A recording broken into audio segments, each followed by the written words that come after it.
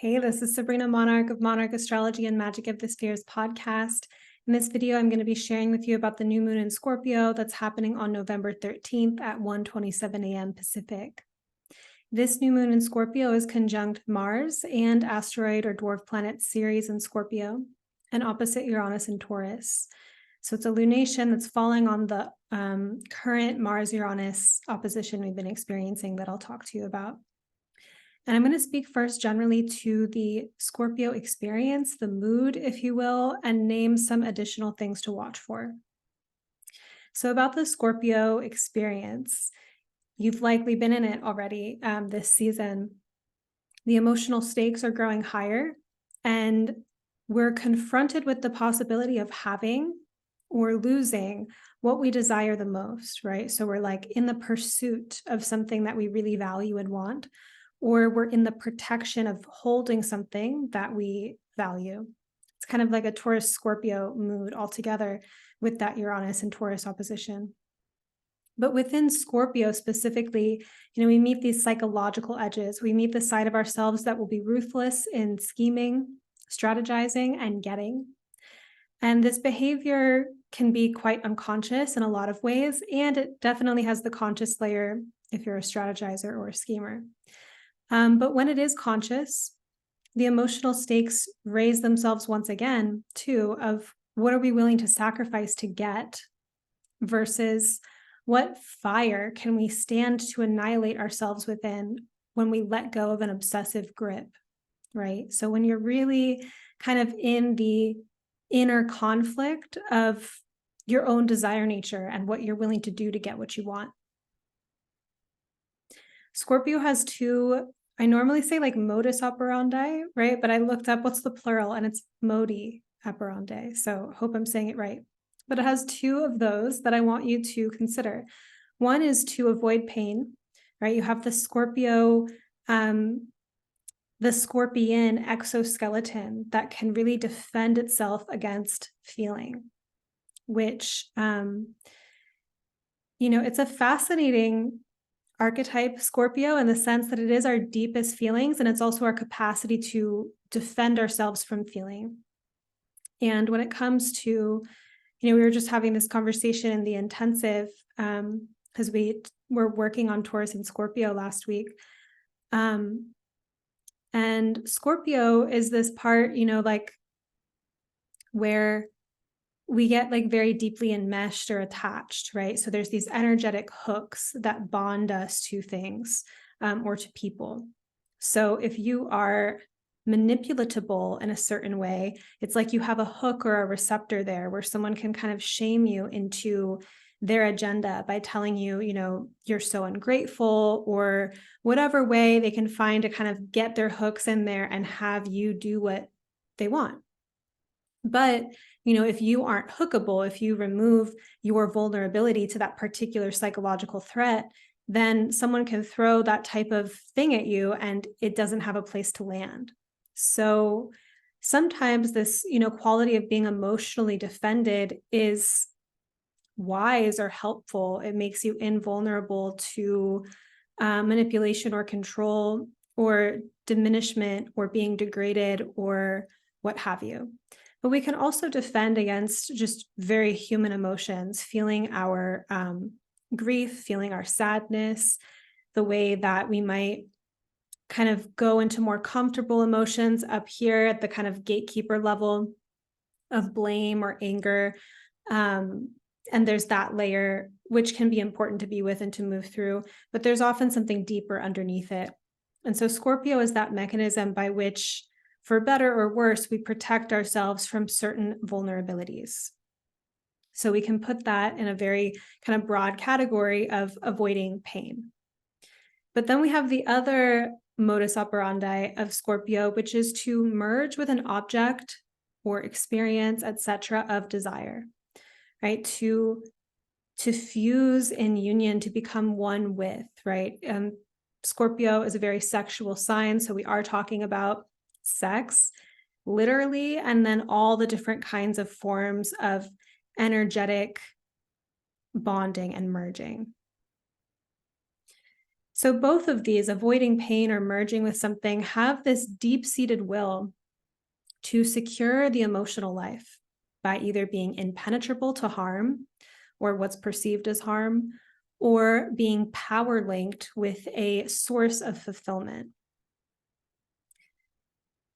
Right. So if you think about the things that are really getting under your skin right now, the things that are really concerning you, do they fall into either of those categories of avoiding pain or the desire to be merged with something that will allow you to have an experience that you feel like you can't have without that merging? So within Scorpio, it's necessary to develop psychological self-awareness because these particular psychological mechanisms within Scorpio can be hidden from our own view. It takes common forms like hiding or concealing our true feelings and desires out of a fear of rejection, failure, or vulnerability.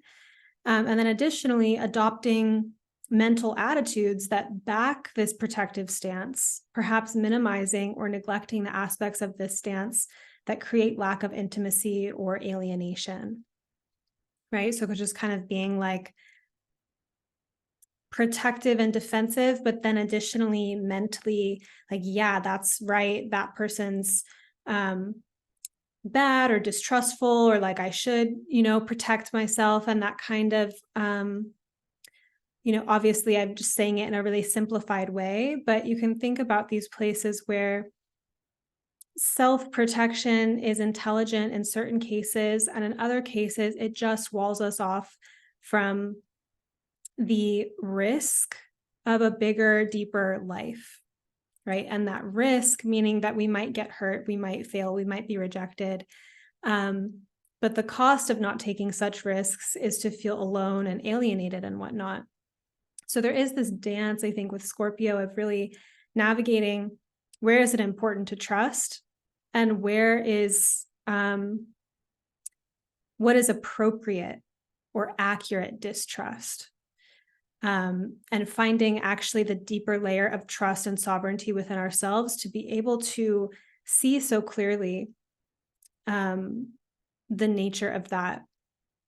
I will add, though, that I think within Scorpio, something I've learned about it over the years is that bigger losses, like deeper betrayals, deeper hurts, are often only able to happen because of the depth of investment that happened in the first place. So I had a big awakening around that, of first being like, how could this happen? Like, how could something that was so precious to me be a source of betrayal, or have this like thing that mattered so much to me taken away, etc. And to realize like, oh, if I didn't care that much in the first place, if there weren't that level of depth of investment and time, then it wouldn't be so sore a loss if things don't go well. So there is an inherent risk, actually. It's like the deeper we get into intimacy, the more skin we have in the game, etc., like the higher the stakes. And Scorpio is really contending with that. And so it's our willingness to play that type of game in life, or the emotional impoverishment of not playing that game at all. See, it's a razor edge, it's tricky in there.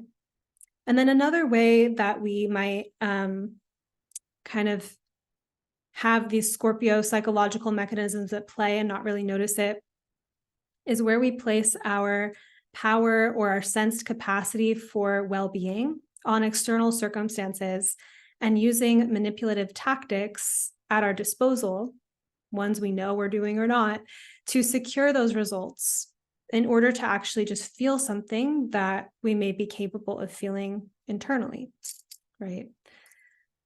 So just like when we're trying to kind of manipulate the external to feel a certain way inside. We can also feed our emotional defense systems like rage or blame, or even looping and obsessions. I've really been playing with this one of like, okay, when I'm getting obsessive, like sometimes being obsessive, like when you're really excited about a project or you're feeling really creative or inspired, that amount of energy toward a target is, can feel great. it feels good. When you're obsessive about something that is causing you pain, or it's kind of like picking at a wound, or it's having you feeling really disempowered or like whatnot, I noticed that it's hard to just let go of an obsession, right? Like people that run obsessive, it's not always in their control.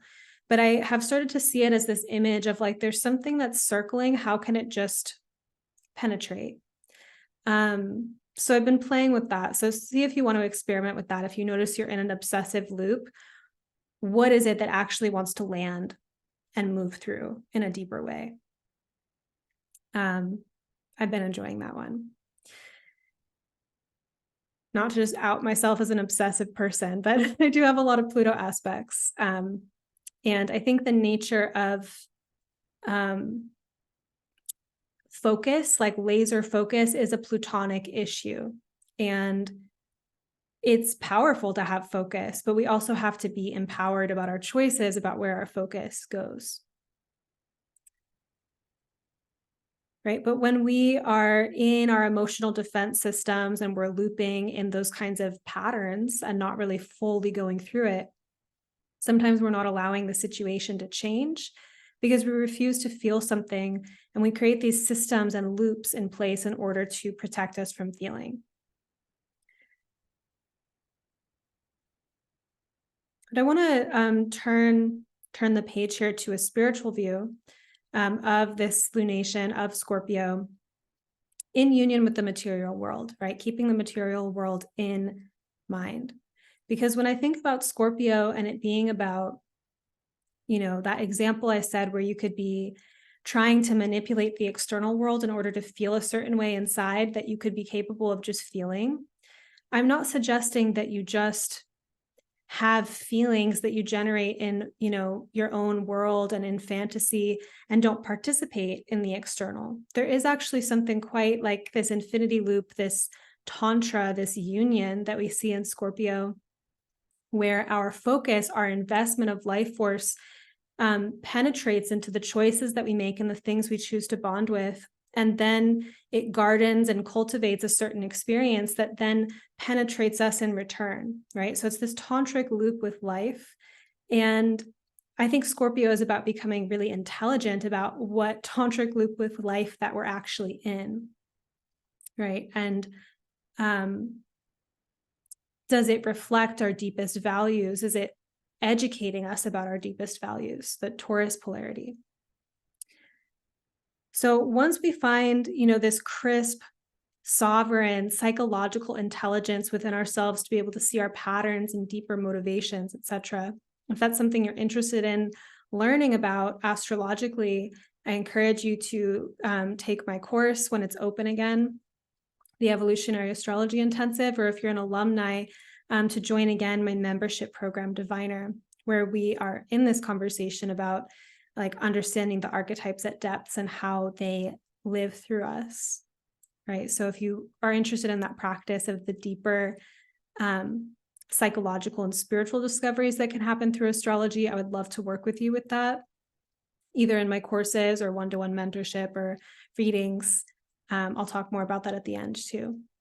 But, you're also on that path. I know if you're vibing with my content that you are a reflective and deep person. So if you're in this process of finding that sovereign psychological intelligence within yourself to see your patterns and your deeper motivations, it doesn't end up meaning that you become a sitting meditator who abstains from the raw dramas and like of life and the complexities of sex and desire and attachment.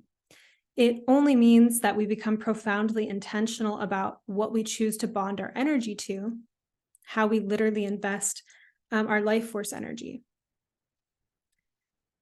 Right. And there's a deconditioning that goes along with this too, because there is a lot of conditioning around right and wrong, or like purity and impurity.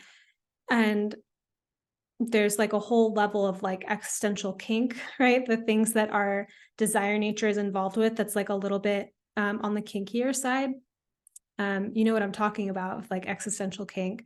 It's like the part of us that gets kind of addicted or gets off to things that at an ego layer we don't think we like.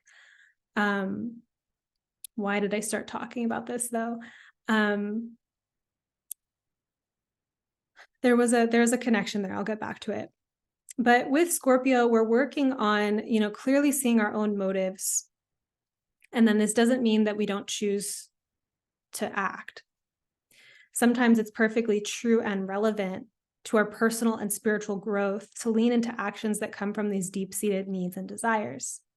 That's why I was talking about deconditioning, because sometimes, our desires are quite humbling. Like for me, sharing the audio novella Hungry Ghosts of Paradise on Magic of the Spheres podcast was a true desire.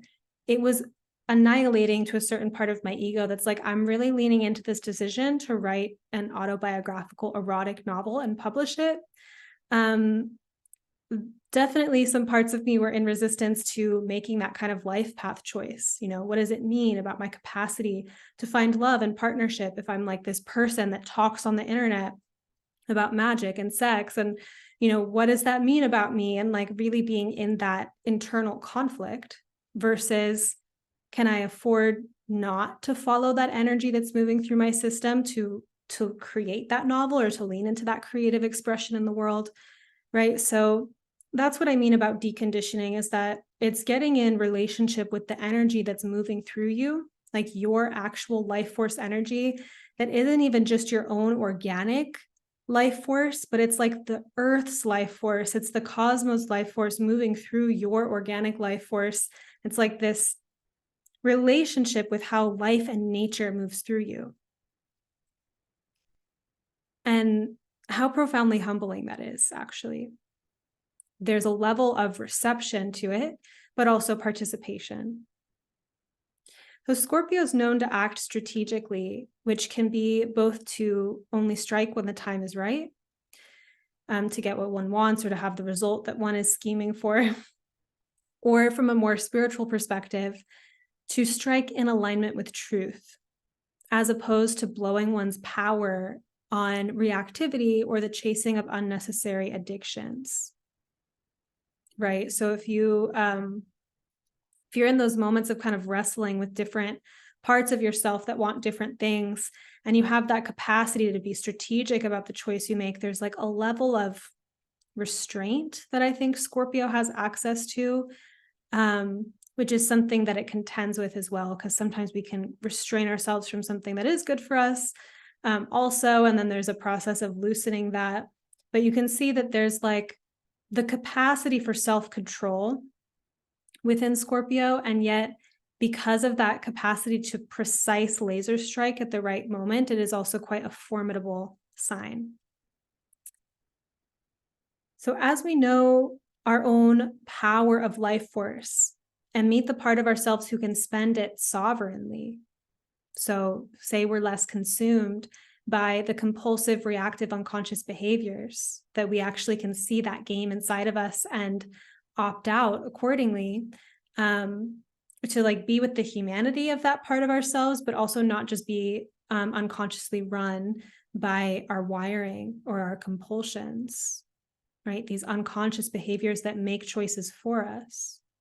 So when we reclaim that type of power, we can also discover inside of that even our personal will that has that kind of like laser focused, sharp capacity isn't just all that there is, right? That it's a central and meaningful part of the equation as far as our personal navigation of being a human, living a spiritual life, or a spirit being living a human life, however you want to look at it.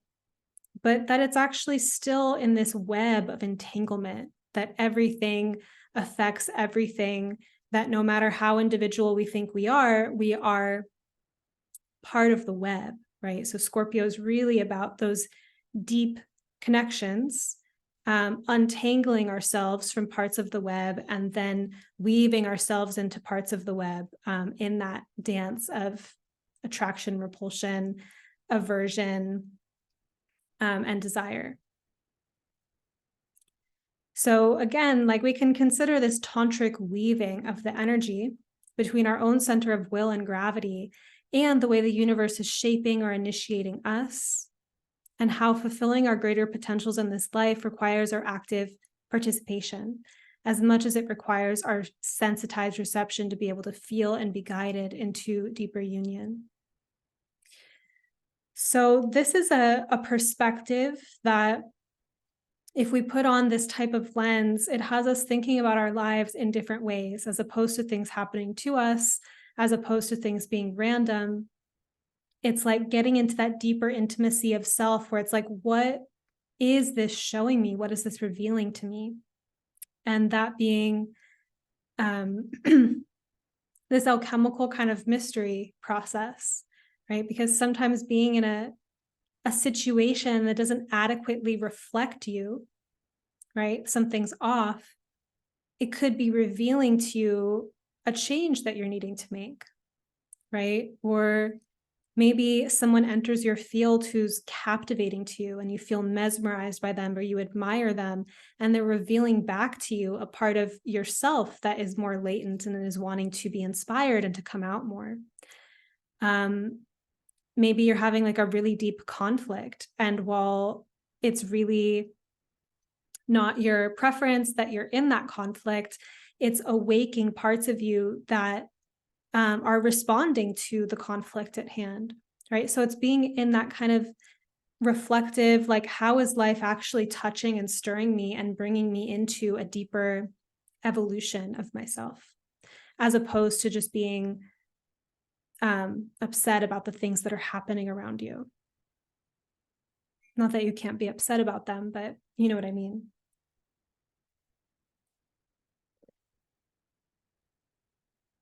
So at this point, that's just been us talking about Scorpio and the scorpionic mood. Notice what it brought up for you.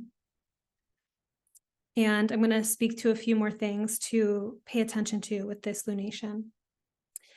One is deep emotional discomfort and urgency. So the new moon is conjunct Mars and opposite Uranus. So the Mars-Uranus opposition exacted on November 11th and could relate to high-strung nerves or escalation of conflict and agitation. Uranus is very extreme and electric and can relate to shocks or disruptions, and Mars is a planet of aggression, raw energy, motivation, will. And so Mars-Uranus could have, on the one hand, it's kind of like driving fast, like really accelerating the gas pedal, like it could be feeling really charged and alive and like juiced up and energized in a positive way. And it can also be a sore nerve, right? Like depends on the experience you're having. Uranus relates to our nervous system. And sorry, I thought I couldn't get calls. I thought I was on Do Not Disturb, so I just jumped as I'm talking about Mars-Uranus. It relates to the subtle electricity that moves through our body. And also Uranus relates to our deep memory, right? In this life and in a series of prior lives. It's a subtle or overt mental, emotional, physical trauma. And so situations then that are even neutral can touch these nerves and we get triggered, right? You know what your spots are often, especially when you go on this, you're on like an ongoing personal development path. You know your patterns, you know the things that trigger you. And one can design a life to not be triggered, to try to protect oneself from that. That is a response that humans have. But you cannot ultimately protect from being triggered, right? So there's also a way that sometimes the scorpionic process here is to lean into the edge of curiosity and transformation of, why is this thing bothering me so much, and where can I come back into my center of gravity with it. Depending on the nature of the trauma that we're working with, sometimes we really need support too, depending on how serious it is, what kinds of tools we already have at our disposal, right? And the more, generally, I see the more that people work on these things and gain tools, that we also expand our capacity to hold ourselves and transform through things. But I do think, within the fixed signs, Aquarius relates to trauma as well, but it's square Scorpio. And I think there's something about how we alchemize some of these deeper things in groups, actually, and how groups also create these problems too. A lot of people's traumas are related to tribe and group and feeling excluded, or things like that. And so kind of endlessly complex there. So I'm just going to leave that as a side note. But essentially within this lunation, things could feel a little bit more nervy, a little bit more hot. And the moon and Mars also, when they're an aspect, relates to emotional agitation or emotional reactivity. It also relates to like things like massage and body work, where there's like a certain level of like Martian force, and like then the lunar kind of like caressing to create, this like release of tension in a caring way. So Moon Mars is, no planetary combination is only good or bad or anything like that. But you do have Moon Mars. It's like very kind of emotionally confrontational, emotionally hot. And so you might be seeing this in the field. You might have already been noticing it. Scorpio is not a casual, cavalier, or unintentional sign. Its acts are often premeditated, if not loaded. So you might notice that your own emotional discomfort or urgency at this time has a deeper history or loaded quality to it, which doesn't mean it just needs to explode, but perhaps some deeper alchemical change is being asked for. I think sometimes that can even make things feel more triggering too, if you feel like, I've literally been here so many times, or like this particular situation is reminding me of my entire romantic history, or like every series of like intense disappointments I've ever had, and it's coming to a head again, and it feels like, whoa, like a lot compounded into that.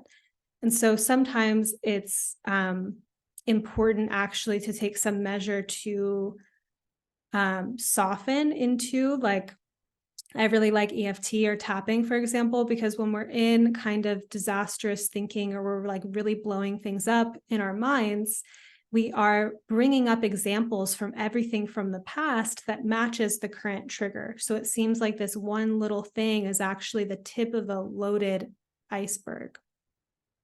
So have some gentleness with yourself and with the field at the moment, because that's something that a lot of people could be going through.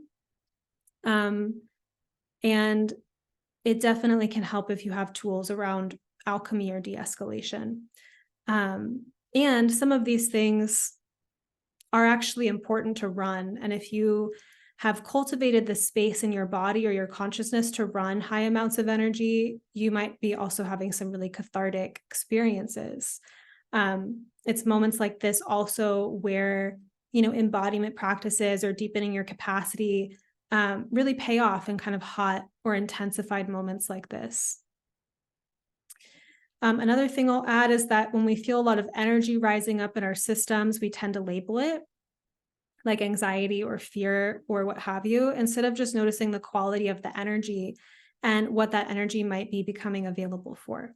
So part of it, you can practice noticing what your sensations feel like, not labeling them as an emotion, but actually feeling if it's in your heart, is it in your stomach, is it hot, does it have a pulse, and to just really be open and curious about that sensation. This is a Scorpio thing I was talking about earlier, where we defend ourselves from feeling. There's a really strong mental program in the culture where when we have strong body sensations, there's like a lot of fear. I think this is natural to the animal anyway. I think of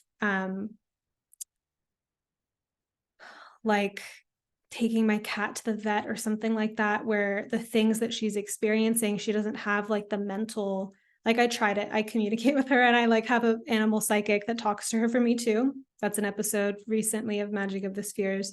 So, but generally speaking, if you take an animal to a vet, they don't understand mentally the experience that they're having. It's just like, what the hell is this? And so similarly, when we have these like body sensations, there is this deep fear, and then this kind of assignment over to particular paradigms, like the medical world of like, I have this sensation, doesn't always mean there's something happening at like physical danger. It could be energetic, it could be psychosomatic, not always, right? But that being said, it's like the energy, the sensation is coming up, and it's been like a paradigm shift for me the last years, learning how to just be present with the sensation and allow it to move into physical movement or expression or emoting, and to like actually be moved by what I'm feeling and to let that out. It's that shamanic side of the sign, Scorpio, really. But, we have this conditioning, the sensations come up and we're just like, oh, that's anxiety, right? So think about the energy that's arising. And if your body is receiving a lot of extra energy, what do you do with that energy, or what is it becoming available for? I notice, for example, that sometimes when I'm leaning into making bigger changes in my life or taking an action that isn't reflective of my normal habitual actions, that, my heart rate's going up or I have a lot of energy around it. And if I like lean in, I don't always make the choice to go with it. Like I still use discernment in terms of how I express or what action it turns into. But Scorpio is kind of about that edge, right? This happens too, I think, if you consider the times that you've been approaching a really deep change in your life, something even that you really want, how much energy was online available in your body around it. So just feeling into the intelligence of that, right? And then as humans, we have hardwired patterns and habits that make up our sense of homeostasis. Agitation or anger or even anxiety often come up to support making a change. And, for example, a person who's not used to standing up for themselves and tends to just kind of roll over and accept whatever's thrown at them, they may start to feel a lot of energy that empowers them to say enough is enough, right? Or they have to find that energy to kind of face back whatever they've been taking in. We might find ourselves pressurized to respond to a situation or situations in our lives in new or more innovative ways. So the Uranus part there with the new and innovative, that can feel like a shock or a breakthrough to our own system. You can bring love and compassion with you also. Like sometimes a no is the kindest thing. Sometimes ending a cycle is kind. Sometimes speaking your mind when you're used to holding it in is kind, right? Like just noticing that just because something feels edgy or scary to you at a body level doesn't always mean it's actually inherently wrong. We have like a kind of encoded taboo in terms of what our nervous system allows. So that's generally what I'm speaking to, is that we have like our own wiring where we have a kind of safety inside of our habits and patterns, even if they're not ideal. And that acting outside of that or at the edge of that is where we might feel trembling, we might feel fear. But that's us at the edge of transformation. That being said, with nuance there, it doesn't mean that just because you feel nervous or just because you feel fearful that, oh, you're on the precipice of something amazing and like wise and you should go do that. Not by any means. Use your discernment. But all that I'm speaking to with it is just that our nervous system informs our capacity and what is personally taboo for us. I've been noticing this a lot of just when the truth of a situation calls forth an expression of me that I'm not used to expressing, it's such a high sensation experience and it brings up aliveness, it brings up a lot of sensation. And to another person who's used to running those types of behavior patterns, that might be their neutral. Like everyone has their own kind of palette of comfortable expressions and emotions, and then the ones that are more taboo or edgy. And think generally this time period and the situations we find ourselves in are kind of challenging the paradigm of what our comfort zone is. On another note, I want to speak to war energetics.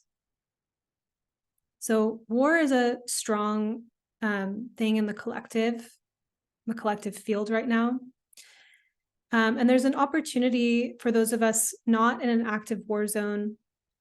And I'm inspired by a recent post by the Dream Mommy, my friend Ari Felix, on Instagram, and I'll link that post in the notes.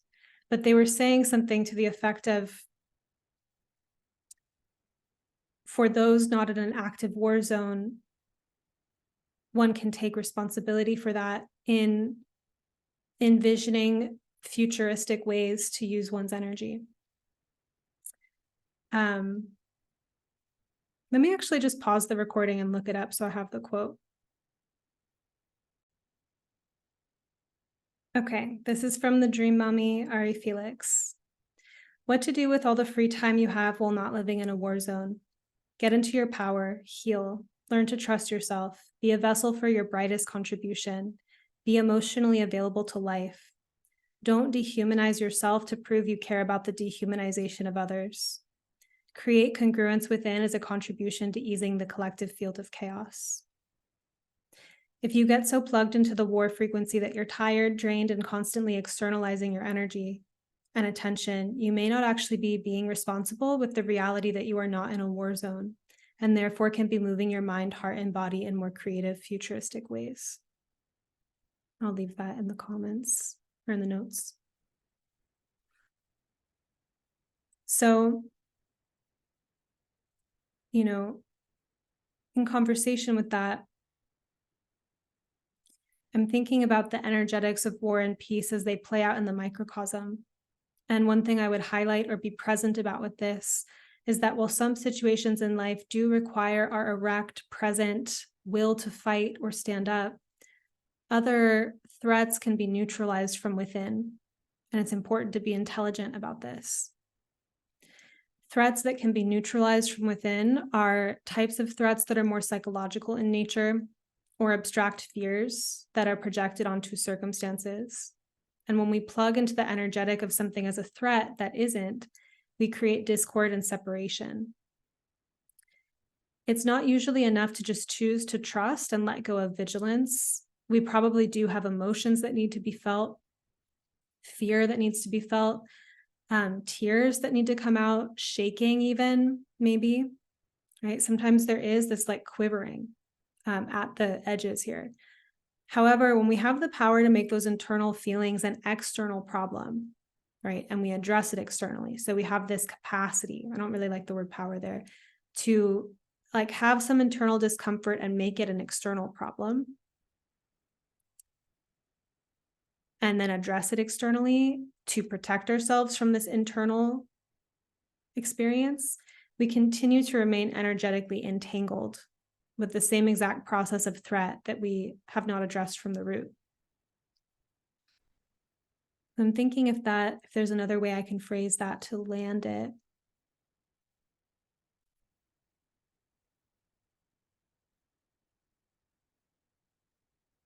Part of my thinking on this kind of goes along with how we at like a biological level evolved to deal with the realities of predators and threats in the environment. So our brain knows how to recognize threat really quickly. And while we also have these kind of peacetime capacities, there is a primal instinctual aspect of self that can be projected onto situations that aren't actually in those moments a threat, or the level of threat that our body perceives it as. And if we're not careful or attentive to that, living in that frequency and projecting that frequency out into the world creates more enemies and creates more discord than necessary, because we are participating in bringing that fear and distrust out into the environment. This is different than the capacity to recognize real danger, real threat.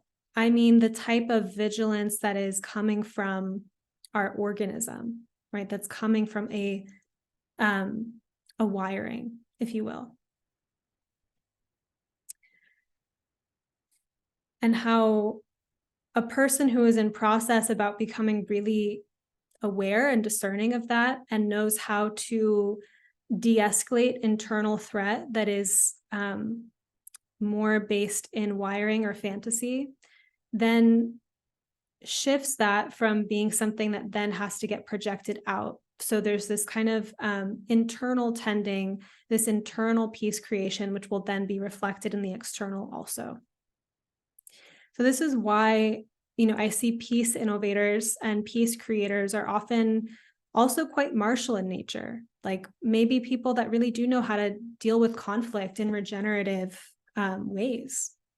They understand war agendas and threats that live inside them, and they work to meet, to harmonize, and resolve those from within so that they do not take up greater social and collective expressions. I personally believe that most people who truly know war, like the depth of it, do not wish to perpetuate it. I think there's a kind of archetypal difference between a fresh soldier and a battered, been to war several times soldier, right? And the fresh soldier has a little bit more kind of like excitement and optimism and sense of purpose, and the older warrior is a little bit more jaded and has some wisdom, has seen some things. So when I say that, I think people that truly know the depth of war actually have more of an interest in stopping it. I think there's also a charge to war that people find pleasure in, and the animal body gets turned on by. There is a type of pleasure in that rush, that sense of purpose, that feeling of vitality and aliveness, the game of it, right? So this is something I've thought about for years. It's not a new thought. It's essentially the problem of war in the human collective, and the way that there is something about war that people continually still find a certain sense of activation within, and thus perpetuated into the karmic collective cycles. And if that was transmuted and it wasn't a problem within humanity anymore, then it wouldn't still be running. So anyone interested in transmuting the war that lives within must also contend with the question of raw will that likes to get, that likes to hunt, that likes to kill, that likes to win, that likes to have a game plan and hit a target, right? Like that martial energy, one finds appropriate expressions for it that doesn't kill that internal life force, like just suppress it, but allows that life force to have a meaningful role in one's life, and allows that life force to actually serve life as opposed to ruthlessly and unnecessarily destroy it or carelessly destroy it. And so if we're thinking about war energetics, or like these deeper questions of war and peace, which is an ongoing thing with the lunar nodes in Aries and Libra right now, I think it's actually some things around looking at the inner microcosm of how do we relate to Mars internally? What's our relationship with it? Like what fruits is it creating in our own lives, right? And really, really contending with that. And so on a similar note, I want to also speak to thoughts on what victory is. So we might be meeting this dynamic in our lives right now where we're in some level of turmoil or angst or complexity about a situation, and wanting it to go a certain way, wanting to change the course, feeling like we're wrestling with something. And part of the ingredient of it could even be our very will, Mars, which goes as deep as our will to live. Like Mars has that connection to the blood, to what gets our heart moving, what gets us up out of bed in the morning, what motivates us.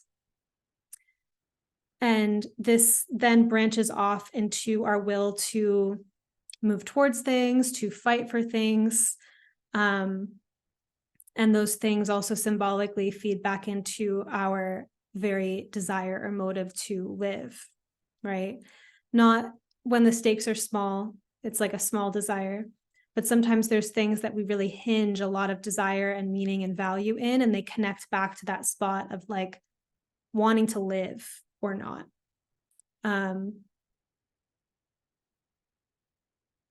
That's where it gets more intense and more dramatic, or where it's hitting a more raw kind of spot. And so when it comes to the stakes feeling high in like a personal way, I think it really brings an interesting portal of getting to know the self, because life is not exclusively about things going the way we want or getting what we want. There is a degree of we do have our own will and our own agendas and the things we desire. And then there's the participation with the reality of what is. And so when we're looking at life from a Martian perspective, and I'm thinking a lot about Mars because Mars is conjunct the lunation, but also I consider Scorpio co-ruled by Pluto and Mars. I teach evolutionary astrology, so I focus a lot on Pluto and my evolutionary astrology work. But in recent years, I've been learning Hellenistic astrology too, and Mars is the traditional ruler of Scorpio. So there's something very Martian about the lunation. And because it's Mars, I think there is a topic coming up around wins and losses, right? So what is it to win? What is it to lose? And I think in Scorpio, victory isn't always about actually attaining the thing we want. Sometimes it's about the self-discovery that allows us to release a desire before forcing it into manifestation, or to release a desire that's not coming true, no matter how much we tried to make it. So, sometimes we look back at the things that didn't come to pass that we thought we wanted, and we're so glad they didn't happen, because we see that, our limited framework at the time thought that was it, but actually there was something else that wanted to come through. So sometimes there can be a real sense of surrender or trust in the universe, rejection as protection, that kind of thing. Sometimes retreat or letting go is a victory personally, because we stop feeding a compulsive addiction, or we outgrow or expand past a limited framework of what we think we need, right? We outgrow a type of tight smallness and see beyond it. Sometimes victory is the intimacy of having what we desire and meeting it truly and receiving it, like the profound sense of alignment with things when our internal feels so directly matched by the external, and we're just like soaking in the realization of something that we truly desire. Sometimes retreat or letting go of something is a bittersweet victory. We might be proud of ourselves for letting go of something we held a very tight grip on. We might feel expanded by no longer being obsessed with something that was draining our life force to be obsessed about, but we couldn't figure out our way out of it until we had some alchemy and some release and some transmutation with Scorpio. And while victories often correlate to the material world, Scorpio is psychological, and sometimes victory is emotional freedom. Sometimes victory is feeling profoundly and deeply in relationship to what is, rooted in ourselves and our capacity for connection with life, with a kind of intimacy that sustains us more than a temporary win or loss does. So if you have any thoughts about this, I forgot to say at the beginning to please like this video, leave a comment at some point and let me know what resonated with you. Subscribe to my channel. I don't know if I said that. I also have a few spaces for astrology readings left in November. They are on my calendar for November 15th. So just coming up real soon if you want to grab those before they go. These are evolutionary fusion readings, and these sessions focus on the mythos and bigger picture soul threads of your natal chart. They are 75-minute readings grounded in my decade-plus specialty in evolutionary astrology, which resources Pluto and the lunar nodes to get a glimpse of the major themes of your life and soul. But additionally, I've been studying Hellenistic the last few years, and so I call these readings fusion because I'm bringing in some of that Hellenistic sight and thought, I'm also bringing in numerous minor asteroids, ones you've probably never heard of before. I scan for the ones that are really prominent in your chart, like conjunct a luminary or an angle. And then the session ends with integration through EFT tapping, Akashic channeling, or personalized visualization, depending on what came up in the session and upon your interest. Also email me, sabrina@monarchastrology.com, to discuss longer-term one-to-one mentorship. I do have spaces for working with some people long-term. It's like an astrology reading, except we really get to explore what your chart is talking about in congruence with what's actually happening in your life.